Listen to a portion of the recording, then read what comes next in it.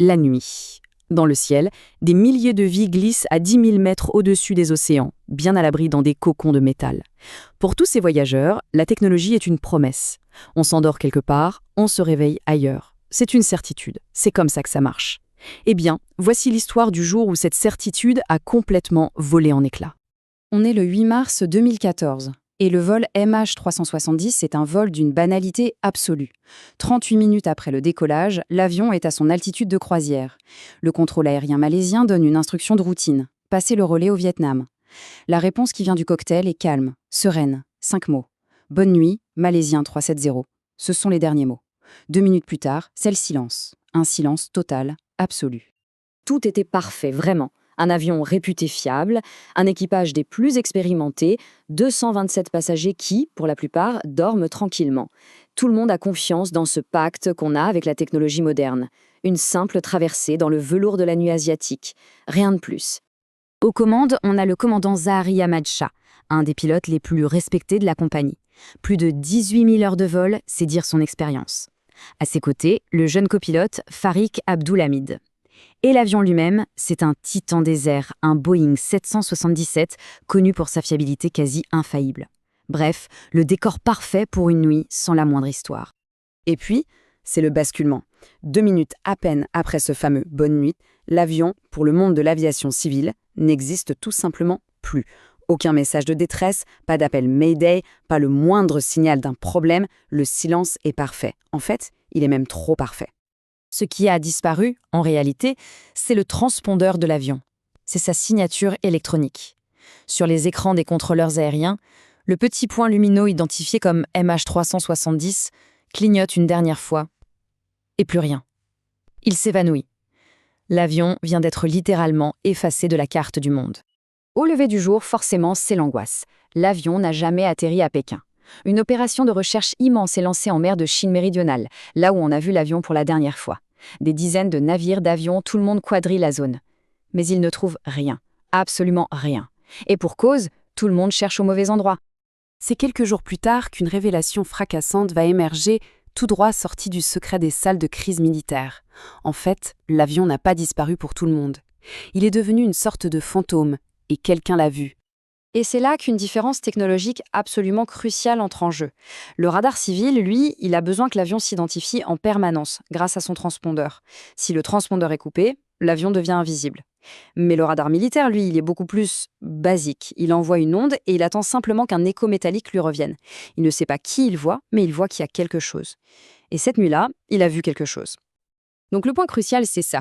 Au moment exact où le MH370 se volatilise des écrans civils, les radars militaires, eux, détectent un écho anonyme qui fait un virage serré, un virage délibéré vers l'ouest.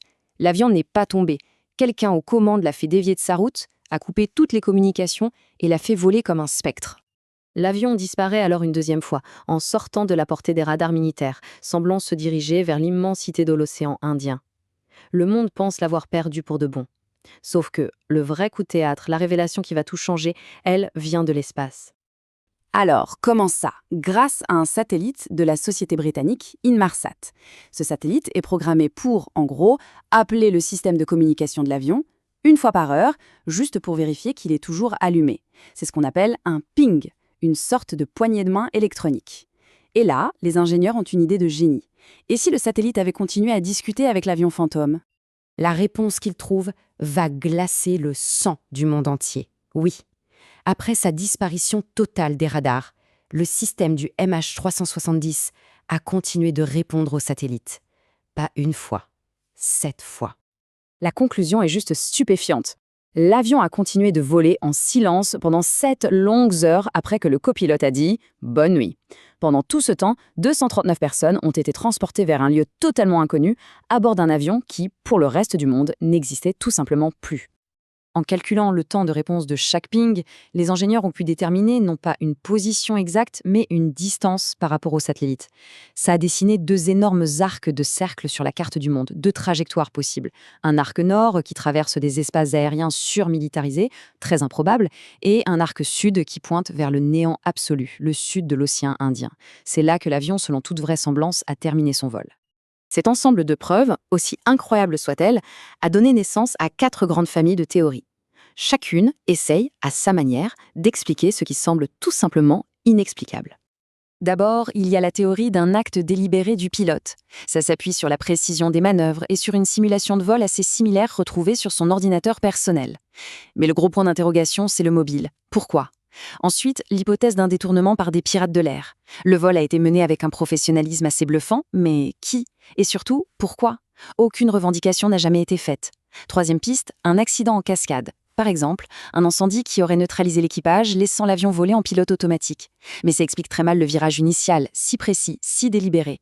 Et enfin, bien sûr, face à tant de mystères, les théories du complot se sont multipliées, même si, pour être clair, aucune ne repose sur la moindre preuve concrète. Au final, le mystère du MH370, c'est devenu bien plus qu'un fait divers. C'est une sorte de miroir de notre propre fragilité, à une époque où l'on se croyait pourtant totalement à l'abri de ce genre d'inconnu.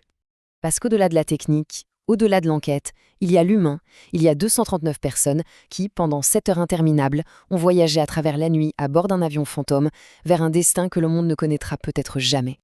Des années de recherche, des moyens colossaux, des milliards de dollars, rien n'a permis de localiser l'épave principale.